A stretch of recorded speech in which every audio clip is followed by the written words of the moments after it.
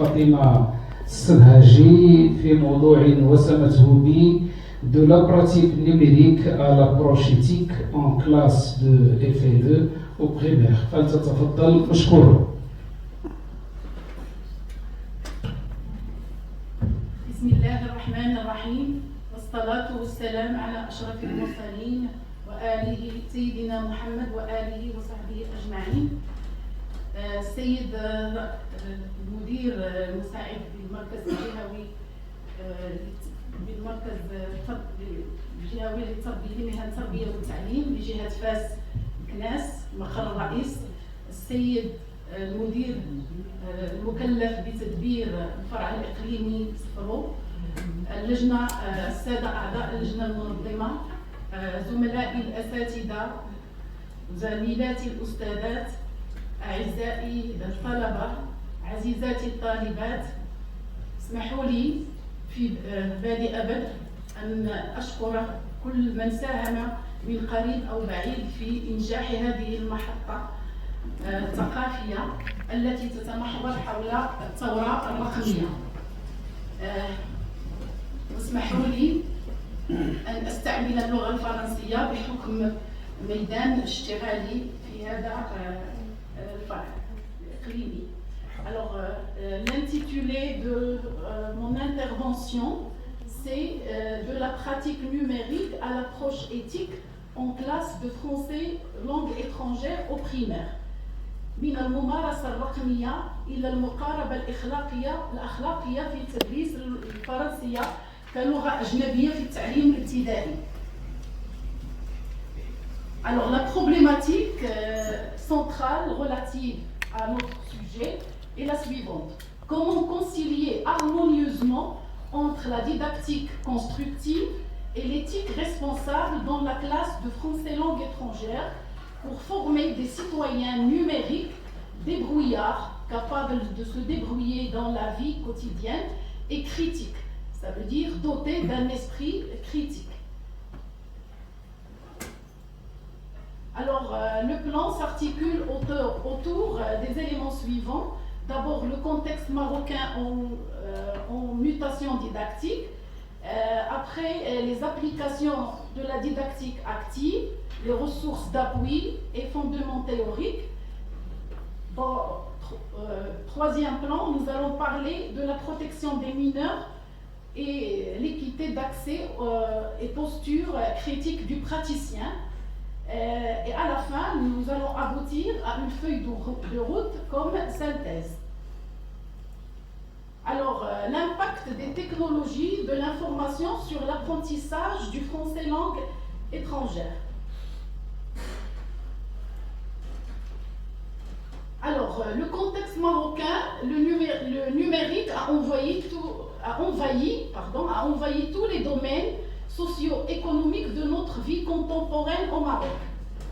Il s'agit d'une impulsion moderne dictée par les besoins d'intégration de notre époque au XXIe siècle.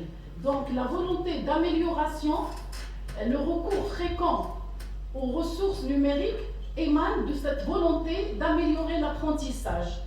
L'interaction devient la clé de voûte de cette qualité didactique.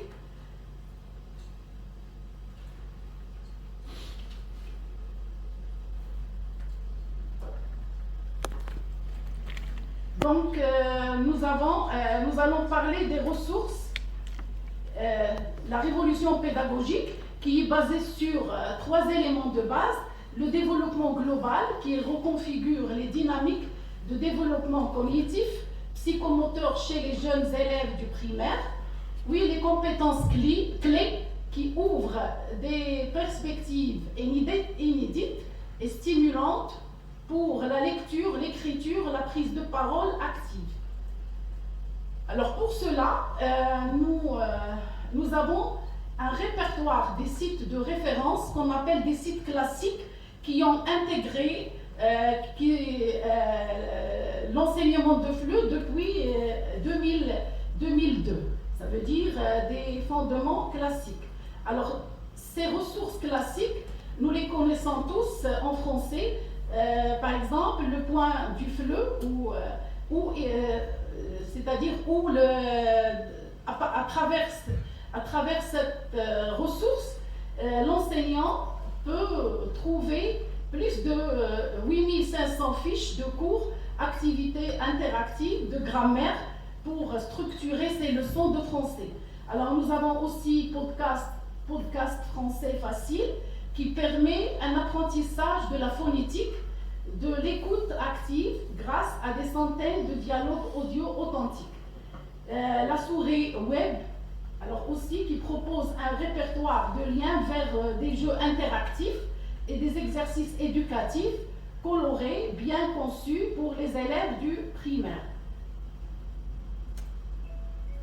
Alors, nous avons maintenant d'autres applications qui sont récentes et notamment il s'agit de, par exemple, l'Alilo, qui est une ressource de lecture qui permet l'apprentissage progressif de lecture, reconnaissance des sons, déchiffrage, fluence, de manière totalement différenciée, suivant les niveaux du cadre européen commun de référence.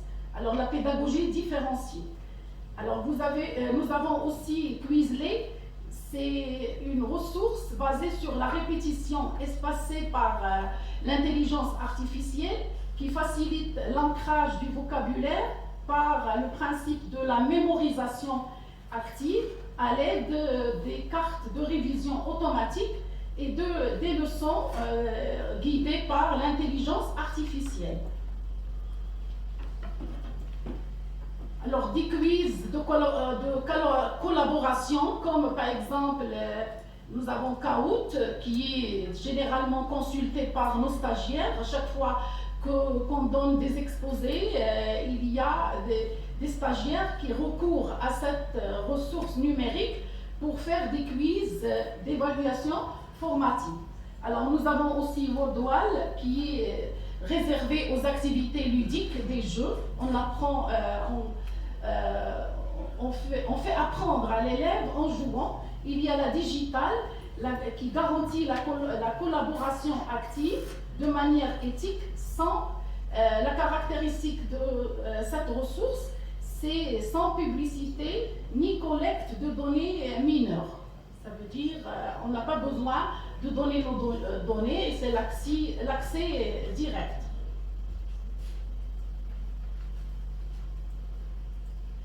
Alors, les fondements théoriques. Nous allons parler maintenant des fondements. Les fondements théoriques, ces ressources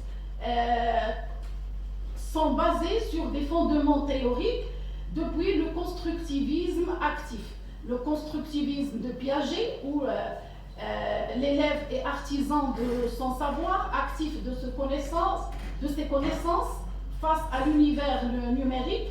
Le socioconstructivisme de Vygotsky, le travail d'équipe, qui valorise le travail d'équipe assisté par un écran, stimule le conflit socio-cognitif de l'enfant. Nous avons aussi l'interaction sociale, les murs virtuels et les projets partagés transforment l'apprentissage individuel en une dynamique collective. Alors, pour maintenant les limites, je vais passer directement les limites et vigilance. Alors, les limites et vigilance concernant ces ressources numériques, nous avons risque de passivité et d'inactivité mentale, lecture rapide et volatile, superficielle, manque d'interaction, dépendance, exigence de matériel divers.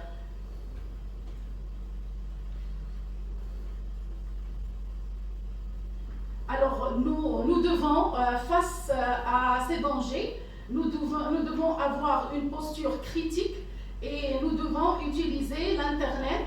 Alors, je vais conclure par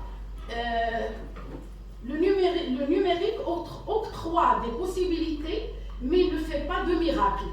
Ce sont les usagers bien formés et avertis qui peuvent forger son succès au profit d'une efficacité sociale, culturelle et citoyenne. Et je vous remercie infiniment de votre attention. Merci. Donc, غادي أنادي على ثلاثة الأسماء